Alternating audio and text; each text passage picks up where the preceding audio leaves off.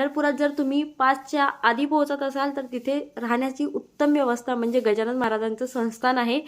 आपल्या सगळ्या विदर्भातल्या लोकांना माहितीच आहे शेगावचे गजानन महाराज म्हणजे त्यांच्या तिथली जी सोय असते ते किती उत्तम असते. तसंच पंढरपुरात सुद्धा आहे, पण 5च्या नंतर आम्ही पोहोचलो तिथे 8 वाजता, तर आम्हाला ते मिळालं नाही.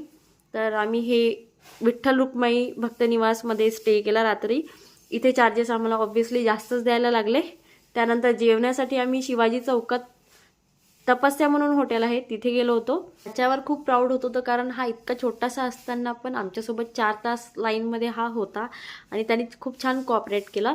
नंतर आम्ही झोपी गेलो आणि दुसऱ्या दिवशी परत आम्हाला 2.5 तास लागले आपल्या पंढरीच्या विठुरायाचे दर्शन करण्याकरता. इथे आम्ही छान नऊवारी पातळ घालून सगळे तयारी करून आमचं दर्शन खूप छान झालं. आम्ही सकाळी 8ला निघालो आणि 10:30 पर्यंत आमचं दर्शन झालं. 10:30 नंतर विठुरायांच्या जेवणाची वेळ होते, तर बाकी लोकांना वेटिंगमध्ये राहायला लागलं रांगेत, जसं तुम्ही बघू शकता. त्यानंतर आम्ही गेलो तुळशी वृंदावनला. तिथे आम्ही फोटोज क्लिक केले, थोडा टाईम स्पेंड केला आणि परत आमचं पंढरपूरवरून बडनेरापर्यंतचं रिझर्वेशन होतं. तुम्हाला या व्यतिरिक्त आणखी कुठली माहिती हवी असेल तर मला कमेंट बॉक्समध्ये नक्की सांगा. भेटूया पुढल्या व्हिडिओमध्ये. Bye, take care.